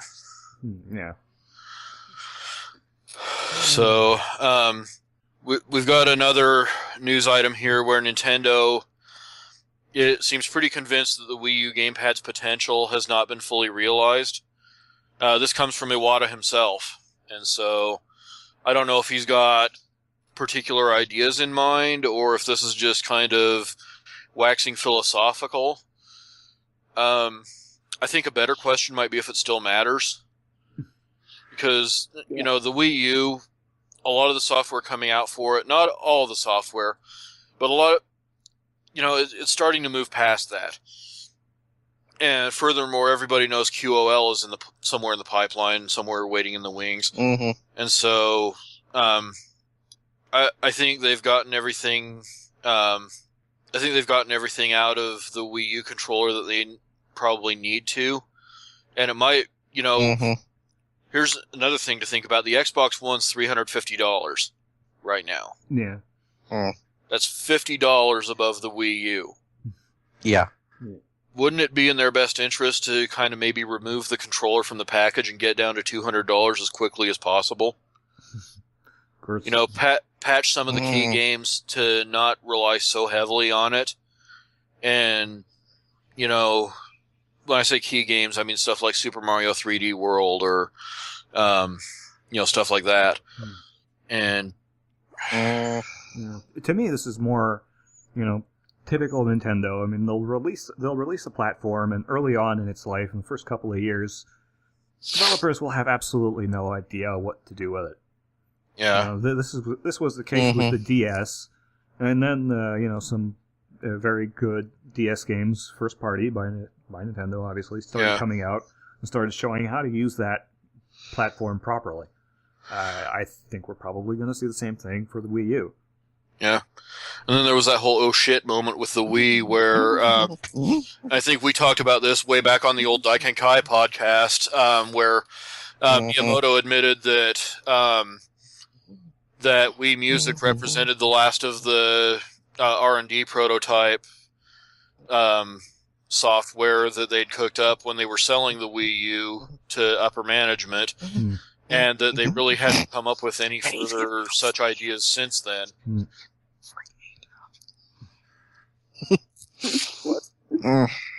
I mean, I can think of a couple of ideas for the gamepad that could make it more of an essential thing, but I'm not necessarily sure a Nintendo console would be able to handle it. Well, like I was thinking something along something along the line like an old school like space shooter or something. Oh, okay. Or a space simulator. A space simulator, and like the gamepad will sort of act as like a control panel. That would be kind of cool. Yeah. Well, what they're going to be doing but I also keep having is going to be kind of interesting, though. So it's yeah. But the thing is, though, I think about that, and then I also start having flashbacks of Steel Battalion. Oh God. So. Well, yeah, you remember Steel. Awesome. I'll say it. If the Wii U can save us from another debacle like that, okay, use the controller all you fucking want. I welcome it. What? I was the only one that loved Steel Battalion? I didn't say it wasn't a good game. I just Steel Battalion is fun. It's just little game, it cost like $150 frickin' dollars. It was more than that. It was like $200. Yeah. Yes. But anyway. Yeah, little game, big price. No thanks. Yeah. Permanently delete your save file when you die. That was awesome. Yeah. A War Mech roguelike. Who knew? Yeah. Plus, there was that news item a few weeks ago where Miyamoto said that there won't be a new F-Zero until the right controller comes along. That pretty much foreshadows QOL as being, I would say, sooner than later. Yeah. So, Well, pretty soon, this whole discussion will probably neither be here nor there. Yeah. I mean, in an earnings call a few months ago, AMD did kind of let slip that they've got new chips ready for the gaming market, and they've got a large contract sorted out. That's pretty telling. That's pretty telling because both Microsoft and Sony are already on board with AMD, and they're not going to be changing their specs. So only leaves Nintendo really. So yep, shows something's going on. Yeah. I don't think we'll be hearing about it at E3 necessarily, but we might hear rumblings about it coming closer to TGS. Yeah, if I were to take a shot in the dark. But last news item. Let's wrap it up on a brighter note. Please. Yeah. Square Enix wanting to bring back some old franchises now that they own IDOS and have that IP catalog. Yeah. And a couple of these, I swear, I never thought I would hear from them again. Gex, for example, that is one I have not heard. Yeah. Yeah, Gex. For the record, I actually really liked. Yeah, Gex was fun, and Fear Effect. Fear Effect, it may not have been the best action game, but as far as like diversity in gaming, it did have some major steps that it took. But Anachronox, holy crap! I never thought I would hear that name again. Yeah, ever. I mean, if Tom Hall isn't behind this that pitch, it's going to be kind of a shame because he has always wanted to finish that. Okay. Those of you out there who don't know what we're talking about, Anachronox was one of the handful of actual quality games that came out of Ion Storm, like along with Thief: Deadly Shadows and Deus Ex. Yeah. This was one of the really good games that came out of the very sort of just the whole debacle that was Ion Storm. It was basically kind of a sort of a humorous sort of cyberpunkish RPG. It was kind of like Final Fantasy VII before Final Fantasy VII was a thing. Yeah. And like I said, Tom Hall was the main guy behind it, and it was. I've got it on my computer right now. It was a great game. Yeah, it really was. I'm aware of it from a maybe 5-minute feature on G4. back around the time it first came out, but it looked pretty solid. I still remember seeing it. Yeah. It left enough of an impression. Yeah, it was for me to say that. Yeah, I mean, graphically it looks really primitive now, but it was so good. It looked to be really good pace back too. then. Yeah. Yeah. The scene was pretty good, but it just kind of ends, which is kind of a shame. Yeah. But kind of like Ion Storm. yeah, well, it was originally supposed to be a 3-part series. Oh. Yeah. It was going to be Tom Hall's magnum opus, and unfortunately that didn't happen. Maybe this could open the door to it. Yeah. Yeah. And that's another guy we really need back in the gaming industry is Tom Hall. I agree. When he was on, he made great stuff. Yeah. And just getting back to Gex for a second, you know, if that really is just not involved in that project, fuck that whole thing. Because he is the heart and soul of the Gex character. Just that whole game, that franchise was just like it was one of the PlayStation's early greats. Yeah. You know. Well, it was a 3DO exclusive when it first got started, and even back then, it was a properly good platform game. Yeah, it was something that they really could have built upon, and I think one of their big failings, going beyond price and everything, I think they should have pushed that more front and center than they did. Yeah. By the time Gex came out, though, the 3DO was kind of already on its last legs. Yeah. The PlayStation was just starting to hit the market, so it kind of made sense for Crystal to port that over to PS. Yeah, and I was happy when they did. I ended up playing it for the first time when I bought the Saturn version. Yeah. And God, it's weird to forget. It's weird to remember that, considering the way the gaming industry now, where there's only like 3 main consoles, there was like a time when there was like 6 or 7 that were available. Yep. And just for context, I still have Gex as one of the few non-RPGs on my PlayStation TV. Yeah. It's just one of those that you want to keep around. Yeah. Well, 3DO. You know what? You mentioned 3DO. Do you remember that game, Way of the Warrior? Oh God. Do we have? It was that. It was one of. It was one of the early Naughty Dog games. I think it was. Before they made Crash Bandicoot. No, they had some. They did some stuff like for the Genesis and for MS DOS before that. I'd rather think of it as the first game though, because that actually makes it somehow digestible. Yeah, it was a really. I'm not being crummy. Nice this week. No, it was. Well, for this one you don't have to. It was one of those games that came out during a time when everyone and their mother was trying to get some of that sweet Mortal Kombat action, and it just. That was not good. It was. No, it was not. I mean, it certainly. It certainly wasn't the worst Mortal Kombat ripoff. That honor belongs to Tattoo Assassins, and that thing didn't even get a wide see release. The light of day. Yeah. I mean, they knew they were polishing a turd, and they just killed it on the spot. Nope. Time Killers. Time Killers, which oddly enough, although that game sucked, the spiritual successor, Bloodstorm, was actually pretty decent. Yeah. But there was that, and I swear, I remember there were so many more too, but that are just so obscure now. God, that was a weird ass time growing up to be a gamer, man. It was a lot of fun too. Yeah.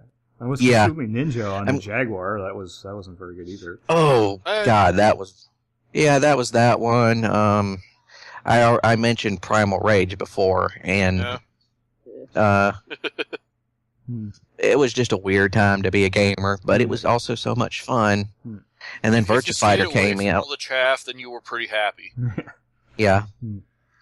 But then Virtua Fighter came out, and that completely changed the whole game. And it saved us all. Yeah. And we lived happily ever after. Mostly. The end. What do you guys think of the Square Enix actually taking game pitches so openly? I mean, that's I don't know too many publishers that really do that. Yeah.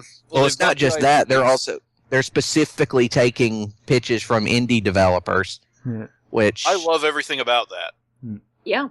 I think maybe Square Enix is starting to. They've come to the fact that if they're going to keep their business alive, they're going to have to start embracing some of the Western developers. So it's not really been a problem for them in recent years. I mean, it's been a minute since they bought IDOS, and they've kind of built an entire Western division around them that's been pretty good to them. Yeah, but it could be, maybe it's just, there's. It could also be maybe there's some of the people who grew up on those games. There are now in development, are now in game development, and I guess there's just talk and reminiscence in the industry, and Square Enix kind of heard some of it, and realize there's they got these stuff. Yeah, they got these old IPs, that they got when they purchased IDOS, and they just got them sitting around. They thought, hell, here's a good place to make money. And what better way to get these old franchises back than to reach out to the indie crowd? The people who pretty much grew up on them. Yeah. Mm-hmm. It's a good move, and it looks like Square Enix is really trying to reinvent themselves. If they're gonna split off, registering SquareSoft and Enix again, it tells me that they may be looking at a wider branding strategy and actually getting away from the Square Enix name, which just makes them sound like a big corporate conglomerate that nobody likes. Yeah. Yeah. I mean, there's a part of me that they start moving their RPG stuff to the direction that Yosuke Matsuda has been wanting to push before they start focusing on other things. But you hear some of the names that are involved in this new initiative, and you can't help but, smile. Yeah. Well, I mean, don't forget, Square Enix has been kind of losing money over the last few years, so... That's why they've got a new boss. Yeah. Yeah. They kind of figured, we need to start changing direction or we're going to eat it big time. Matsuda has been on the record as saying that we screwed up by trying to shift our JRPG business toward a more global audience that doesn't really exist when we can make something more traditional and it'll sell like mad. Yeah. Yep. And ever since then, I've been paying very, very close attention to everything Square Enix does, and I've not been disappointed. So, I don't know. I'm really excited for to see what they do over the next 5 years or so. Yeah. I think they're about to hit a renaissance. Yeah. Let's just hope they get off of the attitude that a game that sells 4 million copies is a failure. Because I don't know how that's a failure.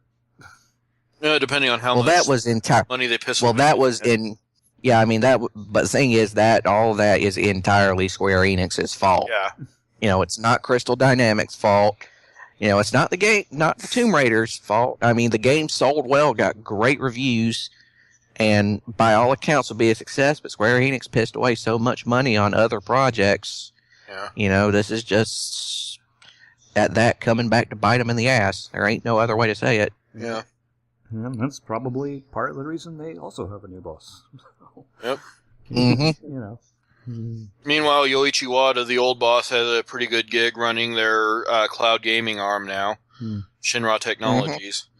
And I'm looking forward to seeing what they come up with as well, to be completely honest, because they're getting the right people involved in it, that's for sure. I'm always wondering if some of their financial difficulties is because they pissed away so much money on Final Fantasy: The Spirits Within. That was the beginning of the end. Yeah. It really was. Advent Children. Well, Advent Children was at least good.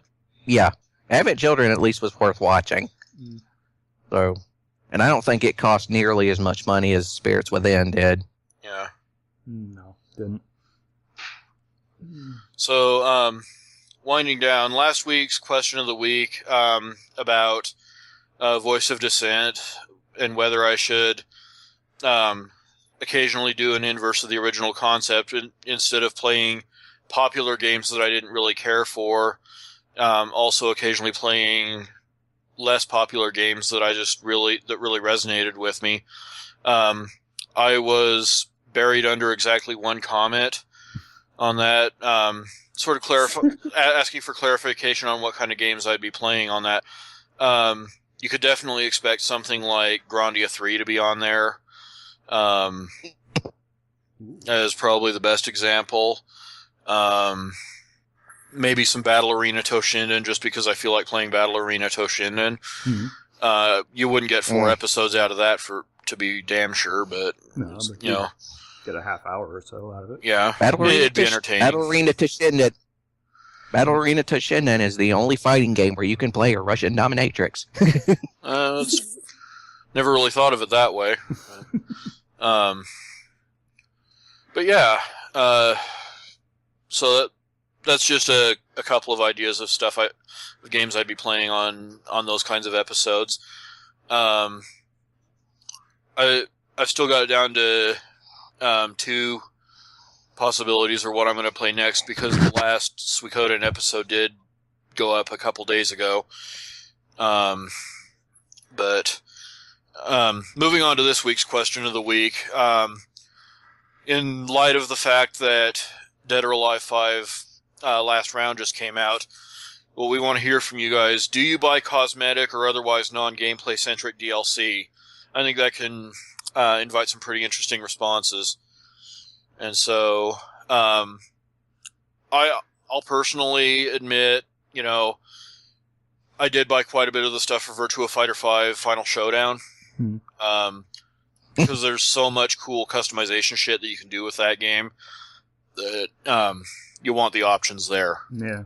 And then they came out with Complete Edition, which kind of obviated all of that. Yeah, which was on sale for $6 recently. Hopefully a lot of you guys got in on that, because it's a fantastic game. It really is. Yeah.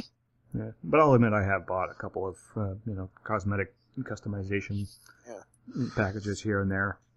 But it's not something I make a huge habit out of. Yeah. Yeah. It's got to be particularly. It's got to be particularly special cosmetic DLC for me to get a hold of it.